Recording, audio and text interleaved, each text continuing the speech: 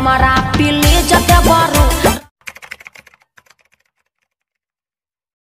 अरे गुंजन भाई, हम तो गुजरात में ट्रक चला रही हो, हम तो फसल लियो। अभी कैसन गांव में होली होली हो रहा है? भाभी जोरे खेल रही है बढ़िया से होली। बताइन कैसन होली चल रहा है गांव में? रंगवा के डर से तो भागो हो काहे? अरे भाई, हम रंगवा डर से नहीं भागल ये रे, और मलिकवा छुटिए नहीं दर ले, हम की करियो? ए भाऊजी। अच्छा भौजी बोल रही, हम सोचलिए हमारा तो बोल रही। ओ भौजी जोरे होली खेल रही। के डर से तो भागो हो काहे? रंगवा डर से भौजी भागो खुन, काहे भागो खुन, की करो रे? प्लीज भाऊजी। अरे भाई भेड़िया सच के तो की करमी भौजी जोरे रे? तनी रंग द पर्सनल चीज भाऊजी।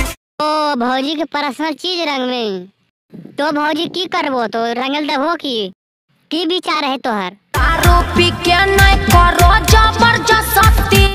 नहीं एकदम सही बोल रहा भौजी, दरुआ तो छोड़ा पीले जरूर होते। हटा होले। देखी गुंजन पहले नहीं सटे भौजी, तैयार तुम तबे सटी, समझनी?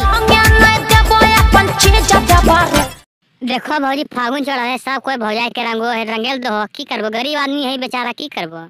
रंगे दो डालो नहीं हमारा पीले जते बारू।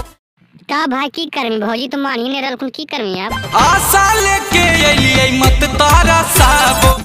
हाँ आशा तो सब कोई करो कि भौजा जो रंग होली खेलिए, लेकिन की करमी? दुलरुआ के दिल नहीं दुखाबो। सही में बोल रहा भौजी, तो दुलरुआ देवर है, रंगेल दो की बोलो तो? तो सुन जाए भगारी। नहीं भौजी, तो पराया थोड़ी ना खोजे, तोरा तो बरियारी करता है।